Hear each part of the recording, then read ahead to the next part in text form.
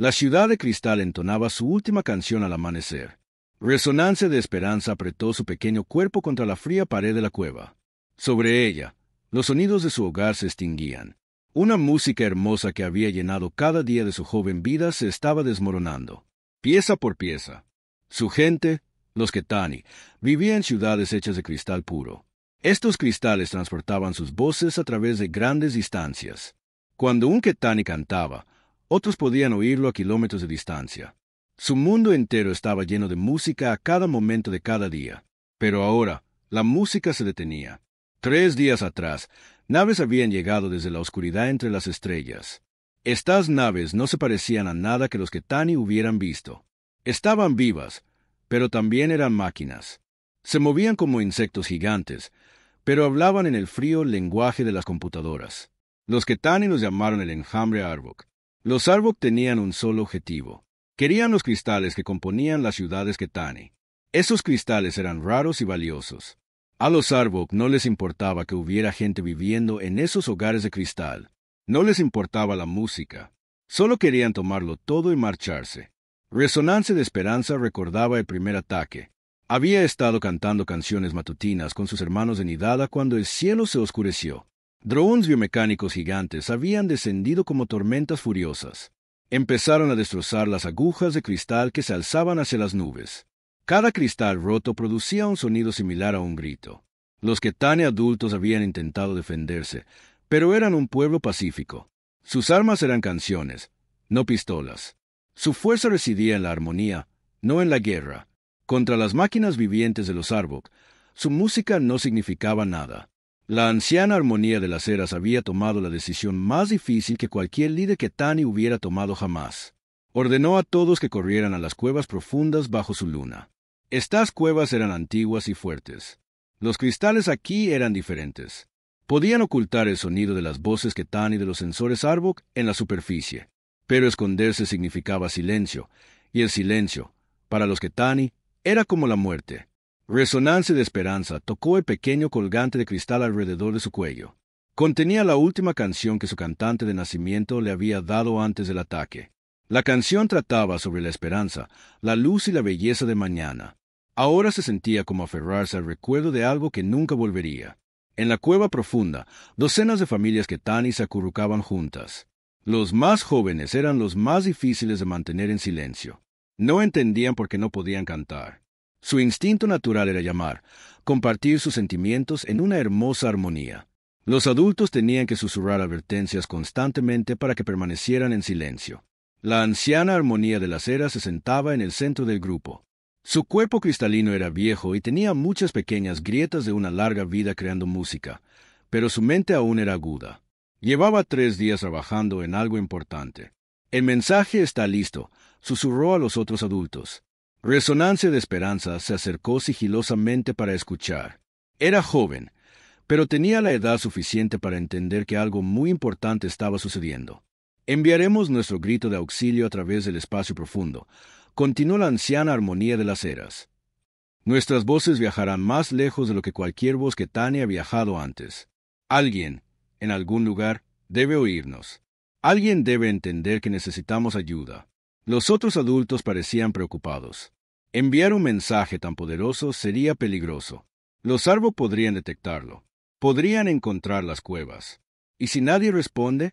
Preguntó Melodía de pesar, cuyos propios pequeños aferraban a sus piernas. Entonces lo habremos intentado, replicó la anciana. Y tratar es mejor que aceptar la derrota. El plan era simple pero arriesgado. Todos los Ketani adultos cantarían juntos. Verterían todo su miedo, toda su tristeza y toda su esperanza en una única y masiva canción. Esta canción sería tan poderosa que atravesaría el propio espacio y llegaría a otros mundos. Solo tendrían una oportunidad. Después de enviar el mensaje, tendrían que adentrarse más en las cuevas. Los Arbok seguramente detectarían una señal tan fuerte. Resonancia de esperanza observó cómo los adultos formaban un círculo. Cada uno colocó sus manos en las paredes de la cueva donde crecían cristales antiguos. Estos cristales estaban conectados a las redes cristalinas que se extendían por toda su luna.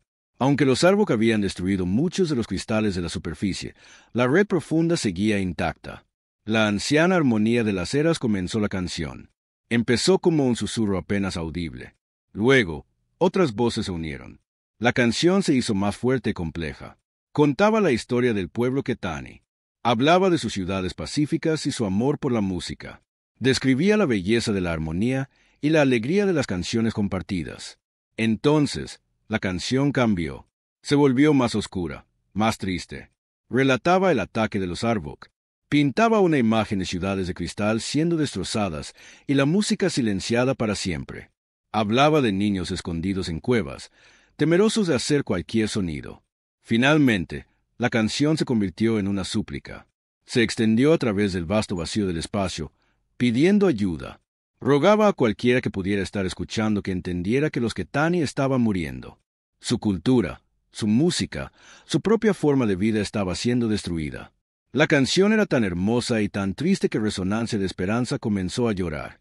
Las lágrimas que caían de su rostro de cristal producían diminutas notas musicales al golpear el suelo de la cueva. Un mensaje brotó de su luna como una ola de emoción pura.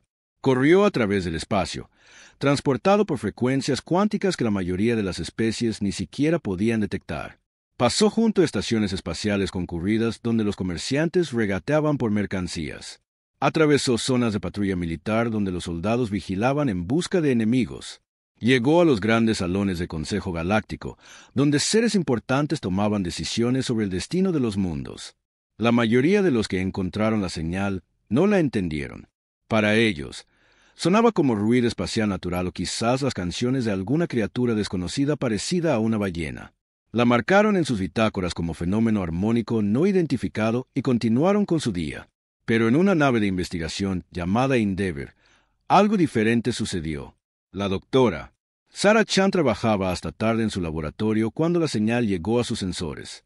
Era una xenolingüista, alguien que estudiaba los idiomas de especies alienígenas. Había pasado toda su carrera aprendiendo a entender cómo se comunicaban los diferentes seres. Cuando la canción Ketani sonó por primera vez a través de su equipo, Sarah pensó que era solo otro ruido de fondo cósmico. El espacio estaba lleno de sonidos que parecían casi música, pero algo en esta señal la hizo escuchar con más atención. La reprodujo una y otra vez. Lentamente, comenzó a oír patrones en la música. Había marcadores emocionales que le recordaban a las llamadas de auxilio que había estudiado de otras especies. Había elementos repetitivos que sugerían urgencia. Y lo más importante, había una estructura subyacente que solo podía provenir de seres inteligentes tratando de comunicar algo muy importante. Sarah trabajó durante toda la noche, pasando la señal por cada programa de análisis que tenía. La comparó con miles de lenguajes y métodos de comunicación alienígenas conocidos. Gradualmente, comenzó a entender lo que estaba escuchando. Esto no era solo música, era un grito de auxilio. La señal contenía datos emocionales complejos que pintaban una imagen clara. Una especie pacífica estaba siendo atacada. Sus hogares estaban siendo destruidos. Estaban escondidos y asustados. Necesitaban que alguien, cualquiera, los ayudara. Las manos de Sarah temblaban mientras alcanzaba su comunicador. Necesitaba contactar al capitán de la nave de inmediato. Pero primero, escuchó el mensaje una vez más. En la hermosa y desgarradora armonía de las voces Ketani, escuchó algo que le hizo pensar en su propia hija en la tierra. El amor de los padres tratando de proteger a sus hijos. La desesperación de un pueblo viendo morir su mundo. Sarah Chan tomó una decisión que lo cambiaría todo. Iba a asegurarse de que alguien respondiera a esta llamada de auxilio. Muy lejos, en las profundas cuevas de una luna de cristal, Resonancia de Esperanza y su gente esperaban en silencio. Habían enviado su canción al vacío. Ahora todo lo que podían hacer era esperar que en algún lugar alguien estuviera escuchando. Sobre ellos, los Arbok continuaban su terrible trabajo. Las agujas de cristal caían como sueños rotos.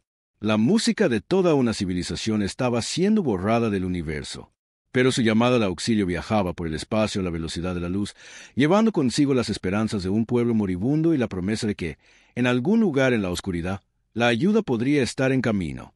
El capitán Marcus Torres estaba durmiendo cuando llegó la llamada de emergencia. 3 pitidos agudos en su comunicador personal solo significaban una cosa: alguien necesitaba a su equipo, y los necesitaba rápido. Salió de la cama en su pequeño camarote a bordo de la estación militar Olympus 7. A su alrededor, los otros soldados hacían lo mismo. Los caminantes del vacío nunca dormían profundamente. Se habían entrenado para despertar instantáneamente y estar listos para la acción en menos de 2 minutos. Marcus se puso su uniforme negro y revisó su equipo. Como líder de la unidad de sigilo más elitista de la humanidad, siempre tenía que estar preparado para las misiones imposibles que nadie más podía manejar. La sala de reuniones estaba fría y llena del brillo azul de las pantallas holográficas. La almirante Richardson estaba de pie al frente, con el rostro serio. Detrás de ella, la doctora. Sarah Chan estaba sentada con una tableta en sus manos, con aspecto cansado pero decidido. Señores, comenzó la almirante. Hemos recibido una llamada de auxilio de una especie desconocida. La doctora. Chan explicará lo que sabemos. Sarah se levantó y activó la pantalla holográfica. La sala se llenó con la inquietante música de la súplica Ketani. Aunque Marcus no entendía el idioma, podía oír el dolor y el miedo en cada nota. Esta señal proviene del sistema Beltar, aproximadamente 400 años luz de aquí, explicó Sarah. La especie que pide ayuda se llama Ketani. Son una forma de vida pacífica basada en cristal que se comunica a través de resonancia armónica. El holograma mostró imágenes que Sarah había reconstruido a partir de la señal. Ciudades de cristal que parecían música congelada. Seres hechos de cristal viviente que cantaban en lugar de hablar. Era hermoso y alienígena de una manera que hizo a Marcus pensar en catedrales hechas de luz. Hace 3 días, fueron atacados por algo llamado el enjambre Arbok, continuó Sarah. Por lo que puedo entender, estos Arbok son seres biomecánicos que explotan mundos para obtener recursos valiosos. Están destrozando la civilización Ketani para cosechar las ciudades de cristal. La almirante Richardson dio un paso adelante. El Consejo Galáctico ha revisado la situación. Han decidido no intervenir. El sistema Beltar está en espacio disputado, lejos de cualquier ruta comercial importante. El Consejo no cree que el costo de una misión de rescate valga las posibles complicaciones políticas. Marcus sintió que su mandíbula se tensaba. Ese era el problema con el Consejo Galáctico. Tomaban decisiones basadas en la política y el beneficio, no en lo que era correcto. Sin embargo, continuó la almirante, el mando de la Tierra ha decidido ofrecer una solución alternativa. Capitán Torres, se le pide a su equipo que se ofrezca como voluntario para una misión de reconocimiento no autorizada al sistema Beltar. La sala quedó en silencio. No autorizada significaba que si los atrapaban, la Tierra negaría todo conocimiento de su misión. Si morían, no habría rescate. Estarían completamente solos. Marcus miró a su equipo. Eran 6 en total, incluyéndose a él. Cada uno era un especialista en guerra silenciosa, entrenado para moverse sin sonido y atacar sin previo aviso. Llevaban 3 años juntos y nunca habían fallado una misión. La sargento Lisa Park era su experta en comunicaciones. Era pequeña y rápida, capaz de hackear cualquier sistema informático sin dejar rastro.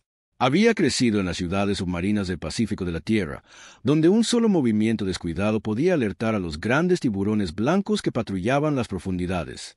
El cabo James Wright era su especialista en armas pesadas.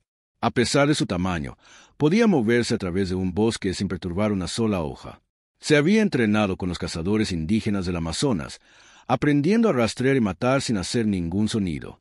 La soldado Elena Vázquez era su médica y experta en infiltración. Podía escalar cualquier superficie y colarse por espacios que parecían imposibles.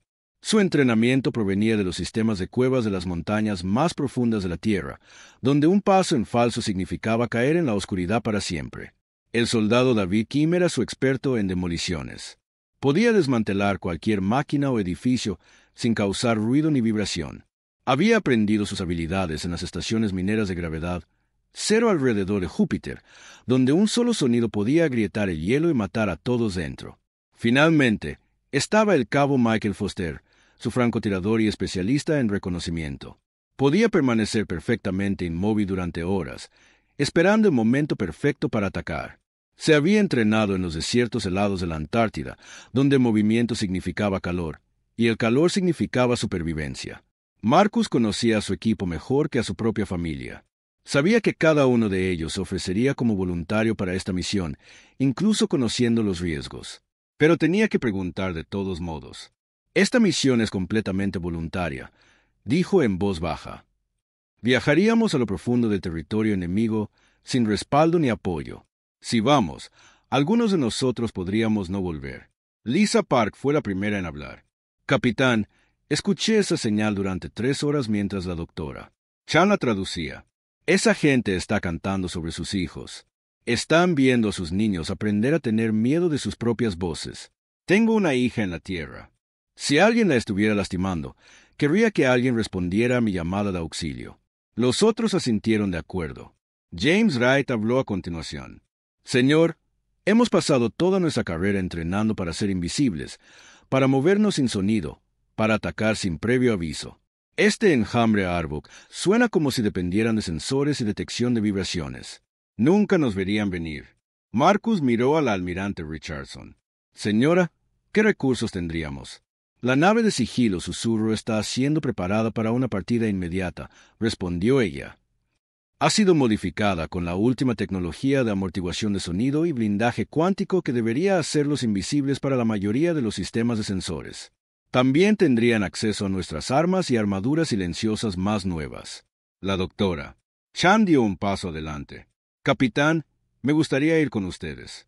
Soy la única persona que puede comunicarse con los Ketani si encuentra supervivientes. Conozco su idioma y su cultura. Marcus negó con la cabeza. Doctora Chan, con todo respeto, esta es una operación militar. Usted no está entrenada para el combate. Pero estoy entrenada para esto, replicó ella con firmeza. Esa gente envió su mensaje al espacio esperando que alguien nos entendiera. Yo soy ese alguien que entendió. Necesito estar allí para ayudarlos. La almirante Richardson consideró esto. Doctora Chan, si viene en esta misión, estará bajo el mando del capitán Torres en todo momento. Seguirá las órdenes sin cuestionarlas, incluso si esas órdenes le parecen incorrectas. ¿Entendido? Sara asintió. Entendido completamente. Solo quiero ayudarlos. Marcus pasó la siguiente hora revisando los detalles de la misión. El sistema Beltar estaba a 4 días de viaje a velocidad superlumínica. La luna Ketani estaba fuertemente ocupada por fuerzas Arbok. La inteligencia sugería que los Arbok operaban como una mente colmena, lo que significaba que eliminar su estructura de mando podría potencialmente desactivar toda su operación. El plan era simple en concepto pero peligroso en ejecución. El susurro se acercaría al sistema utilizando tecnología de sigilo. El equipo se infiltraría en la luna y localizaría a cualquier Ketani superviviente. Evaluarían la situación y, si era posible, encontrarían una manera de expulsar a las fuerzas Arbok. Marcus sabía que 6 humanos contra una flota de invasión alienígena entera sonaba imposible. Pero ese era exactamente el tipo de misión para la que los caminantes del vacío habían sido creados. No estaban destinados a librar batallas justas o ganar por superioridad numérica. Estaban destinados a ser la pesadilla que los enemigos nunca veían venir. Mientras el equipo preparaba su equipo, Marcus pensó en su propio entrenamiento. Había crecido en una granja en la zona rural de Montana, donde su abuelo le había enseñado a cazar. El anciano había sido de las fuerzas especiales en las viejas guerras, y le había transmitido lecciones que el ejército nunca podría enseñar en un aula.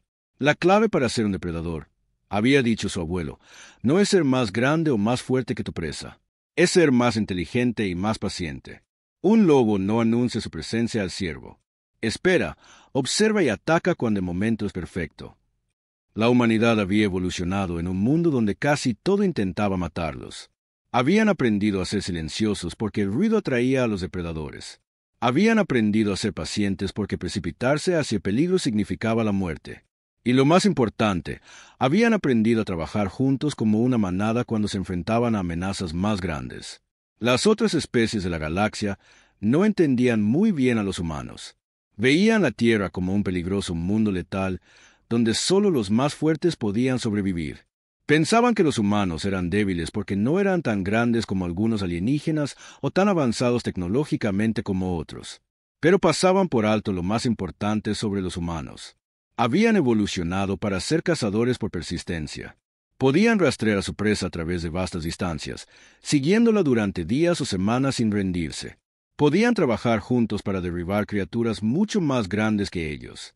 Y podían adaptarse a cualquier entorno, encontrando formas de sobrevivir donde otras especies morirían. El enjambre Arbok estaba a punto de aprender lo que significaba ser cazado por humanos. El susurro se lanzó desde Olympus 7 exactamente 18 horas después de que se recibiera la primera llamada de auxilio.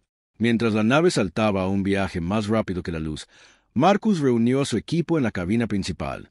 Escuchen, dijo, vamos a entrar en esto completamente a ciegas. No sabemos cuántos Arbok hay, cuáles son sus capacidades o cómo reaccionarán a la interferencia humana. Nuestras únicas ventajas son la sorpresa y nuestro entrenamiento. Miró a cada miembro de su equipo. Recuerden sus principios básicos. Muévanse sin sonido. Atasen sin previo aviso. Protéjanse mutuamente y protejan a los inocentes. No vamos a empezar una guerra. Vamos a terminar una. La doctora. Chan había estado en silencio durante el viaje. El susurro se movía por el espacio como una sombra que había olvidado cómo existir. Sus sistemas de sigilo cuántico curvaban la luz y la radiación alrededor de la nave, haciéndola invisible para casi todo tipo de sensor que la galaxia hubiera inventado. Para la flota Arbok que rodeaba Beltar, la nave humana simplemente no estaba allí. El capitán Marcus Torres estaba en el puente de observación de la nave, observando al enemigo a través de sensores pasivos. Las naves Arbok no se parecían a nada que hubiera visto. Parecían haber sido cultivadas en lugar de construidas. Metal viviente fluía sobre armazones mecánicos, creando naves que pulsaban como corazones gigantes. Ocasionalmente, una de las naves se abría y liberaba drones más pequeños que pululaban alrededor de la luna como insectos furiosos. Señor, llamó suavemente Lisa Park desde su puesto. He completado el análisis de sensores. Los Arbok están usando tecnología biomecánica que opera en 3 rangos de frecuencia diferentes. Sus naves se comunican a través de pulsos bioeléctricos. Sus drones navegan usando detección de vibraciones, y sus fuerzas terrestres se coordinan a través de una red central de mente colmena. Marcus asintió. Esta información era exactamente lo que necesitaban. ¿Y sus debilidades? Parecen depender en gran medida de sus sensores, continuó Lisa. Sus sistemas biomecánicos están diseñados para detectar movimiento, calor y sonido, pero no parecen tener sistemas de respaldo para cuando esos sensores fallan. El cabo James Wright levantó la vista de la revisión de sus armas. Señor, parece que nunca se han encontrado con un enemigo que pudiera moverse sin ser detectado. Han construido toda su estrategia en torno a poder ver y oír todo en su territorio. Eso está a punto de cambiar, dijo Marcus sombríamente. El plan de infiltración era complejo pero cuidadosamente diseñado. El susurro se acercaría a la luna desde el lado oscuro. Usando la gravedad del planeta para enmascarar su aproximación, el equipo tomaría una pequeña cápsula de sigilo a la superficie y aterrizaría en la región montañosa donde la doctora Chan creía que se escondían los supervivientes que Tani. Su primera misión era de reconocimiento. Necesitaban encontrar a los supervivientes y evaluar su condición. Luego estudiarían a las fuerzas Arbok y buscarían debilidades que pudieran explotar. Solo después de que entendieran completamente al enemigo comenzarían su campaña. La doctora Sarah Chan había pasado el viaje aprendiendo todo lo que podía sobre los Ketani a partir de su mensaje de auxilio original.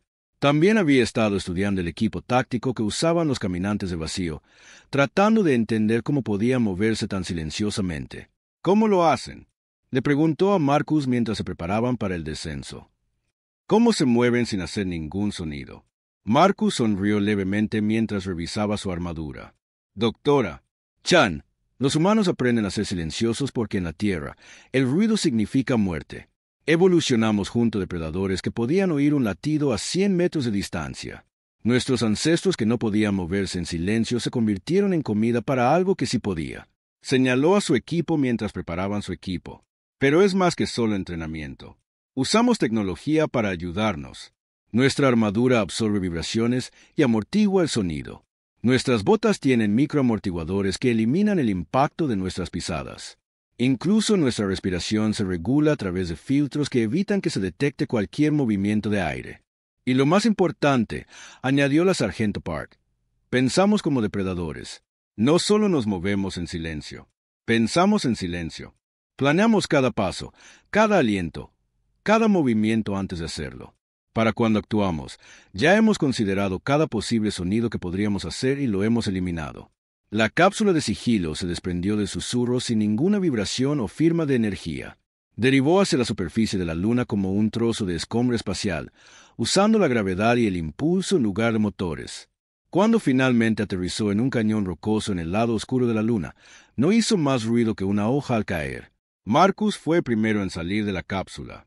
Se movió como un fantasma, su armadura haciéndolo mezclarse perfectamente con las sombras entre las rocas. Los sensores de su casco analizaron el aire, el suelo y el entorno electromagnético a su alrededor. Todo se transmitía a su equipo a través de enlaces neurales encriptados cuánticamente que no producían ninguna señal detectable. La luna Ketani era hermosa, incluso en su destrucción. Las formaciones de cristal que cubrían gran parte de la superficie atrapaban y reflejaban la luz de estrellas distantes, creando patrones que parecían música congelada. Pero muchas de las estructuras de cristal más grandes habían sido destrozadas por las operaciones mineras Arbok. Los trozos rotos yacían esparcidos por el paisaje como los huesos de una gran bestia. «Señor», susurró Elena Vázquez a través del enlace neural del equipo. «Estoy detectando movimiento a 2 kilómetros al norte de nuestra posición. Parece ser un dron de patrulla Arbok». Marcus inmediatamente hizo una señal para que el equipo se congelara. Habían practicado esto miles de veces. Cuando llegaba la señal, cada caminante del vacío se convertía en una estatua. Controlaban su respiración, su ritmo cardíaco, incluso los micromovimientos que todos los seres vivos hacen inconscientemente. Para cualquier sensor, simplemente dejaban de existir. El dron Arbok flotó sobre su posición 30 segundos después. Era una cosa repugnante, parte máquina y parte criatura viviente.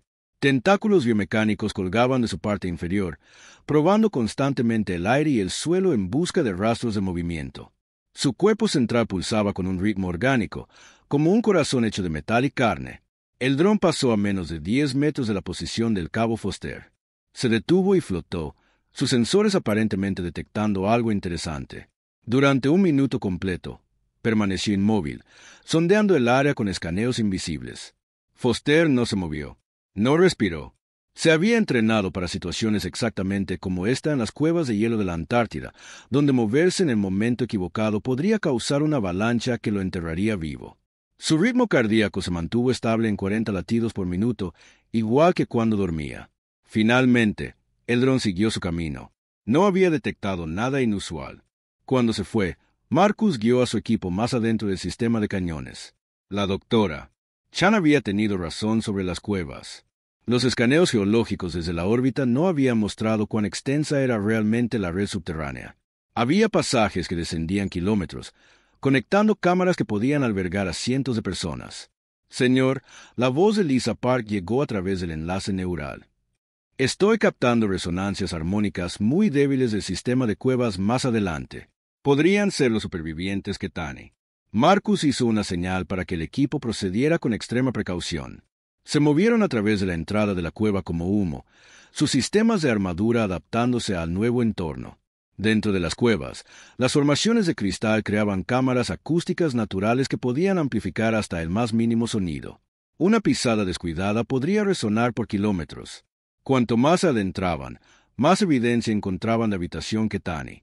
Había áreas para dormir talladas en las paredes de cristal, lugares donde se habían contenido cuidadosamente fuegos para no producir humo, y áreas de almacenamiento donde la comida y el agua habían sido racionadas con una eficiencia desesperada. Fue la doctora Chan quien primero hizo contacto con los supervivientes. Se habían estado moviendo a través de un pasaje estrecho cuando de repente se detuvo y levantó la mano. A través de los sensores de su casco, había detectado algo que los demás habían pasado por alto: el débil sonido de un llanto. No era un llanto humano. Era el sonido que hacía un joven Ketani cuando intentaba con todas sus fuerzas estar en silencio, pero no podía contener su tristeza. El sonido era como campanas de viento de cristal, siendo tocadas por una brisa suave. Hermoso y desgarrador al mismo tiempo. La doctora Chan se quitó con cuidado el casco y comenzó a cantar. Su voz era suave y cuidadosa, diseñada para llevar los patrones armónicos que había aprendido del mensaje de auxilio original. Cantó una melodía simple que significaba amigo, ayuda y no tengas miedo. Era torpe en comparación con la verdadera música Ketani, pero llevaba los marcadores emocionales correctos. El llanto se detuvo de inmediato. Luego, desde las profundidades de las cuevas, llegó una canción de respuesta. Era cautelosa e inquisitiva, pero contenía notas de esperanza que no se habían oído en las cuevas Ketani en días. Marcus observó con asombro cómo la doctora Chan llevaba a cabo la primera conversación entre humanos y Ketani. No era realmente una conversación en el sentido tradicional. Era más como un intercambio musical de emociones y conceptos básicos. Pero lentamente se estableció la comunicación. Los Ketani que emergieron de las cuevas más profundas no se parecían a nada que Marcus hubiera visto. Eran altos y esbeltos, sus cuerpos hechos de lo que parecía cristal viviente. Sus rostros eran hermosos de una manera alienígena, con grandes ojos que reflejaban la luz como prismas. Cuando se movían, producían suaves notas musicales, como si su misma existencia fuera una forma de arte. La primera en acercarse fue una hembra adulta que se presentó a través de una canción como melodía de pesar. Detrás de ella vinieron otros, incluyendo jóvenes que se aferraban a los adultos y miraban a los humanos con curiosidad y miedo. La doctora Chan trabajó cuidadosamente para establecer una comunicación básica. Se enteró de que había más de 200 supervivientes Ketani escondidos en este sistema de cuevas. Llevaban allí 3 días, viviendo de comida almacenada y agua filtrada por cristal. Y lo más importante, estaban aterrorizados de hacer cualquier sonido porque creían que los Arbok podían detectar sus voces. A través de un interrogatorio cuidadoso, la doctora Chan aprendió más sobre el ataque a Arbok. El enemigo había llegado sin previo aviso e inmediatamente comenzó a desmantelar las ciudades de cristal. Cualquier Ketani que intentó resistir fue simplemente asesinado, sus cuerpos de cristal, destrozados y dejados para disolverse. Los supervivientes solo habían escapado porque la anciana armonía de las eras había ordenado una evacuación inmediata a las cuevas profundas. «¿Quieren saber quiénes somos?», tradujo la doctora Chan a Marcus. «Nunca han visto nada como los humanos. Quieren saber si estamos aquí para ayudarlos o si estamos trabajando con los Arbok». El primer dron Arbok murió sin saber que los humanos existían. El cabo Michael Foster había estado observando la ruta de patrulla durante 6 horas, oculto en una formación de cristal que dominaba la principal operación minera. El dron seguía el mismo camino, cada hora, moviéndose entre estaciones de sensores con precisión mecánica. Nunca variaba su ruta o su horario por más de unos pocos segundos. Esa previsibilidad estaba a punto de matarlo. Foster esperó hasta que el dron alcanzó el punto más oscuro de su patrulla, una sección donde las agujas de cristal rotas bloqueaban la luz de las operaciones mineras. Entonces se movió. El francotirador humano fluyó sobre el suelo rocoso como una sombra líquida. Su armadura especializada no hacía ruido contra las superficies de cristal.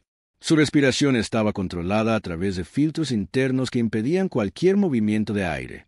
Incluso su ritmo cardíaco estaba regulado a través de controles biométricos que mantenían su presión arterial estable. El dron Arbok no detectó nada hasta que la hoja monomolecular de Foster cortó su unidad central de procesamiento. La criatura murió instantáneamente. Sus sistemas biomecánicos apagaron sin enviar ninguna señal de auxilio. Foster había estudiado la anatomía del dron desde su escondite, aprendiendo exactamente dónde golpear para causar una muerte inmediata sin activar los protocolos de emergencia. Arrastró el dron muerto a una grieta entre 2 formaciones de cristal. En cuestión de minutos, había despojado a la criatura de su matriz de comunicación y sus sensores primarios. Estos componentes serían útiles para entender cómo operaba la red Arbok. Objetivo eliminado, susurró Foster en su comunicador neural. Adquiriendo inteligencia. A 2 kilómetros de distancia, la sargento Lisa Park llevaba a cabo su propia forma de guerra. Se había infiltrado en una estación de retransmisión de comunicaciones Arbok, arrastrándose por túneles de mantenimiento que los invasores alienígenas no se habían molestado en asegurar. Para ellos, la idea de que un enemigo pudiera moverse por espacios diseñados para sistemas automatizados era incomprensible. La estación de retransmisión era una fusión grotesca de tejido vivo y electrónica avanzada. Cables biomecánicos pulsaban con datos mientras unidades de procesamiento orgánico filtraban y redirigían las comunicaciones a través de la red Arbok. Toda la estructura respiraba con un ritmo que hizo a Park pensar en un animal dormido. Conectó sus dispositivos de hackeo a los flujos de datos principales y comenzó su trabajo. Park se había entrenado en las estaciones de investigación submarinas del Océano Profundo de la Tierra, donde un solo error en los sistemas informáticos podía significar la muerte para todos los que estaban dentro. Había aprendido a trabajar con maquinaria que era más extraña que cualquier cosa que la mayoría de los humanos encontraran. Los sistemas de datos Arbok eran complejos, pero no imposibles de entender. Operaban con principios biológicos en lugar de puramente electrónicos. En lugar del código informático tradicional, usaban patrones que se parecían a la información genética. Era como intentar hackear el sistema nervioso de una criatura viva. Pero Lisa Park era muy buena en su trabajo. Plantó virus de datos diseñados para propagarse lentamente a través de la red. Estos virus no causarían un daño inmediato. En cambio, se esconderían en el sistema y corromperían gradualmente los protocolos de comunicación.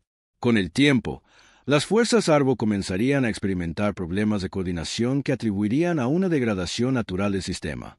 Infiltración de datos completa, informó. La red comenzará a experimentar problemas en aproximadamente 8 horas. El capitán Marcus Torres recibió ambos informes mientras realizaba su propio reconocimiento. Había estado observando el centro de mando principal Arbok, una enorme estructura biomecánica que se había construido sobre las ruinas de la ciudad Ketani más grande. El centro de mando estaba fuertemente custodiado y protegido por múltiples capas de sensores y sistemas defensivos. Pero Marcus no planeaba atacarlo directamente. Planeaba algo mucho más útil. Trabajando con las traducciones de la doctora. Chan había aprendido de los supervivientes Ketani que las formaciones de cristal en su luna estaban todas conectadas a través de una vasta red subterránea. Estos cristales podían transportar sonido y vibración a grandes distancias, que era como los Ketani habían podido comunicarse a través de toda su civilización. Los Arbok habían estado extrayendo estos cristales durante 3 días, pero no entendían la verdadera naturaleza de la red. Veían los cristales como recursos valiosos, no como componentes de un sistema de comunicación planetario. Marcus tenía la intención de usar esa ignorancia en su contra. Todos los equipos, informen de su estado, susurró en su comunicador. Las respuestas llegaron rápidamente. Elena Vázquez había infiltrado con éxito un depósito de suministros Arbok y había plantado cargas explosivas que detonarían cuando se activaran de forma remota. David Kim había saboteado 3 drones mineros, programándolos para que funcionaran mal en el momento preciso. James Wright había estado acechando a las patrullas terrestres Arbok, aprendiendo sus debilidades e identificando objetivos clave para su eliminación. Todo procedía según el plan. Pero Marcus sabía que sus operaciones a pequeña escala no serían suficientes para expulsar a toda la fuerza de invasión Arbok. Necesitaban algo más grande, algo que golpeara el corazón de la coordinación y la moral del enemigo. Activó su comunicador y convocó una reunión de equipo en un lugar predeterminado en las profundidades del sistema de cuevas de cristal. Los caminantes del vacío se reunieron en una cámara llena de cristales resonantes que zumbaban suavemente con vibraciones acumuladas. La doctora Chan estaba con ellos, junto con la anciana Armonía de las Eras y varios otros líderes Ketani. Los alienígenas escucharon atentamente mientras Marcus esbozaba su plan. Los Arbok operan como una mente colmena, explicó. Su fuerza proviene de una perfecta coordinación y comunicación, pero esa misma coordinación es también su debilidad. Si podemos perturbar su estructura de mando en el momento exacto, podemos volver sus propias fuerzas unas contra otras. Señaló las formaciones de cristal a su alrededor. Los Ketani tienen algo que los Arbok no entienden. Una red de comunicación planetaria que puede transportar señales por toda su luna. La doctora Chan ha aprendido que los Ketani pueden crear resonancias armónicas lo suficientemente potentes como para interferir con los sistemas bioelectrónicos. La anciana Armonía de las Eras cantó una pregunta que la doctora Chan tradujo. ¿Quieres saber si les estamos pidiendo que luchen? No luchar, replicó Marcus. Les estamos pidiendo que canten una canción en el momento exacto, lo suficientemente fuerte como para ser escuchada en todo su mundo. Nosotros nos encargaremos de la lucha. El plan era audaz y peligroso. Los Ketani saldrían de su escondite y usarían su red de cristal para transmitir una masiva perturbación armónica por toda la luna. Esto interferiría con las comunicaciones y los sensores Arbok, creando una ventana de confusión y caos. Durante esa ventana, los caminantes del vacío atacarían objetivos clave en toda la operación Arbok. Destruirían centros de mando, eliminarían drones de alto rango y activarían los dispositivos de sabotaje que habían plantado en los últimos días. El objetivo no era destruir toda la fuerza Arbok. Eso sería imposible para 6 humanos. En cambio, querían crear suficiente daño y confusión para convencer a los Arbok de que quedarse en la luna era demasiado peligroso y costoso. Los riesgos son significativos, admitió Marcus. Cuando los Etani transmitan su canción de perturbación, los Arbok la detectarán de inmediato. Sabrán exactamente dónde se esconden los supervivientes. Tendremos quizás 10 minutos para completar nuestra misión antes de que organicen un contraataque. La doctora Chan tradujo el plan para los líderes Ketani. Hubo una larga discusión, llevada a cabo enteramente en armonías musicales que subían y bajaban como olas. Finalmente, la anciana Armonía de las Eras cantó su respuesta. Dice que los que Tani han estado en silencio demasiado tiempo, tradujo la doctora. Chan. Dice que algunas canciones valen el riesgo de cantarlas. Los supervivientes nos ayudarán. Durante las siguientes horas, los Ketani y los caminantes del vacío se prepararon para su asalto coordinado. Los alienígenas practicaron sus técnicas armónicas, aprendiendo a enfocar sus canciones en frecuencias que serían más disruptivas para los sistemas biomecánicos. Los humanos finalizaron sus prioridades de objetivos y sincronizaron sus cronómetros para asegurar una sincronización perfecta. Marcus pasó la última hora antes de la operación hablando con Resonancia de Esperanza, la joven Ketani que le había dado el colgante de cristal. A través de la traducción de la doctora, Chan aprendió más sobre la cultura de su pueblo y su amor por la música. ¿Quieres saber por qué los humanos luchan?, tradujo la doctora. Chan dice que los Ketani no entienden el concepto de violencia. Marcus pensó cuidadosamente antes de responder. Dile que los humanos luchan porque entendemos que hay cosas que vale la pena proteger. Luchamos para que otros no tengan que hacerlo. Luchamos para que canciones como la suya puedan seguir existiendo en el universo. Resonancia de Esperanza cantó una respuesta que hizo sonreír a la doctora. Chan dice que eso los convierte en los guerreros de la música misma.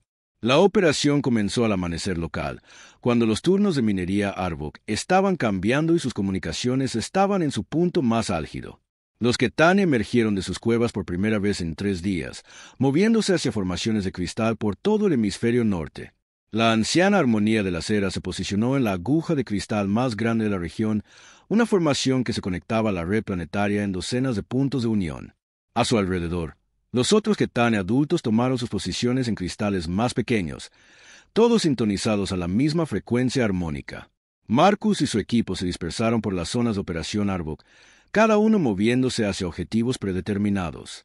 Habían ensayado esta operación docenas de veces en las últimas horas, resolviendo cada detalle de tiempo y coordinación. Todos los equipos, atentos, susurró Marcus en su comunicador. La armonía Ketani comienza en 60 segundos. La flota Arbok comenzó su retirada a la medianoche local, 12 horas después de que el asalto armónico hubiera destrozado su coordinación. Desde su posición con vistas al complejo minero principal, el capitán Marcus Torres observó a través de su mira cómo las naves biomecánicas se elevaban de la superficie en grupos apresurados y desorganizados. Estaban huyendo. La constatación debería haber llenado a Marcus de satisfacción, pero en cambio solo sintió una sombría determinación. Los Arbok no se retiraban porque hubieran sido derrotados en batalla. Se retiraban porque se habían encontrado con algo que no podían entender.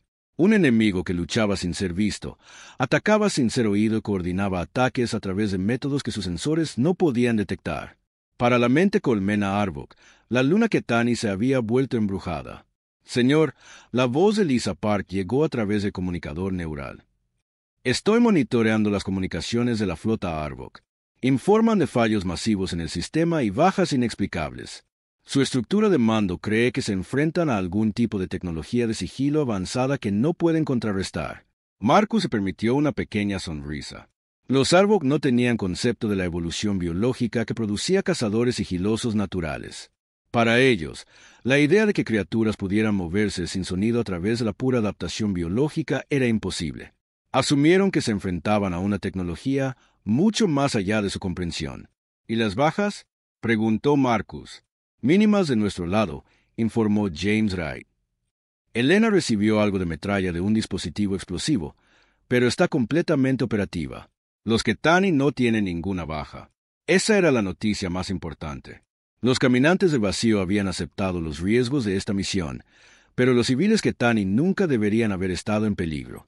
El hecho de que todos hubieran sobrevivido al contraataque era prueba de que la operación se había ejecutado con perfecta precisión. Todos los equipos comiencen la retirada a las cuevas, ordenó Marcus.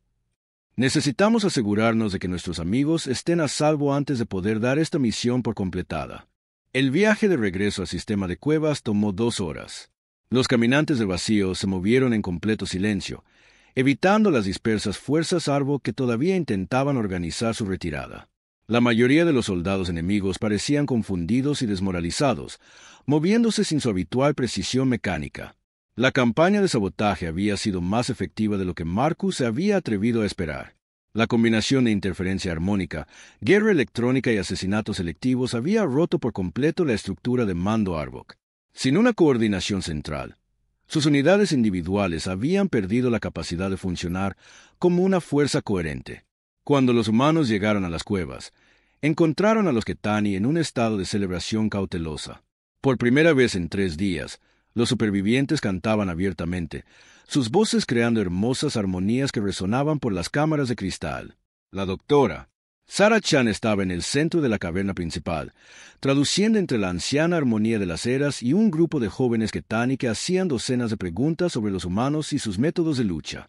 Cuando vio a Marcus y su equipo acercarse, sonrió con alivio y agotamiento. «Capitán», gritó, «la anciana armonía de las eras quiere hablar con usted. Dice que los Ketani tienen algo importante que darles antes de que se vayan». Marcus se acercó a la anciana respetuosamente. El cuerpo de cristal de la antigua Ketani mostraba el desgaste de una larga vida, pero su voz seguía siendo fuerte y clara cuando cantó su saludo. La doctora Chan tradujo la conversación musical que siguió.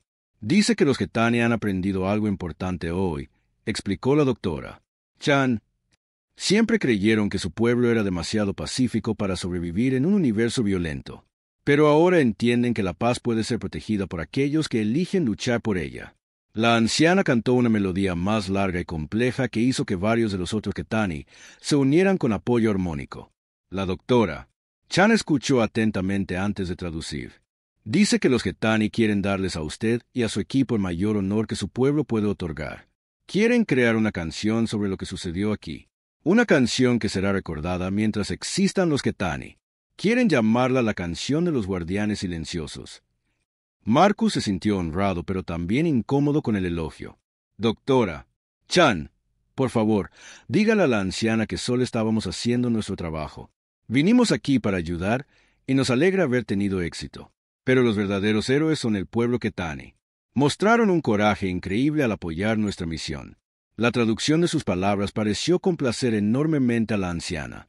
Cantó algo que hizo que todos los demás Ketani en la caverna se unieran a sus voces en armonía. La música resultante fue tan hermosa que hizo llorar a la doctora Chan. «¿Qué dijo?», preguntó Marcus. «Dijo que sus palabras demuestran que entiende la verdad más importante sobre la fuerza», respondió la doctora Chan. «La verdadera fuerza no consiste en ser el más poderoso. Consiste en usar el poder que tienes para proteger a quienes no pueden protegerse a sí mismos». Resonancia de esperanza. La joven Ketani que le había dado a Marcus el colgante de cristal se le acercó con su propia canción. Su voz aún era pequeña en comparación con la de los adultos, pero tenía una calidad pura que hizo que todos se detuvieran a escuchar. «¿Quieres saber si los recordarán?», tradujo la doctora Chan. «¿Quieres saber si los humanos contarán a otros lo que sucedió aquí?». Marcus se arrodilló para estar al mismo nivel que la joven alienígena.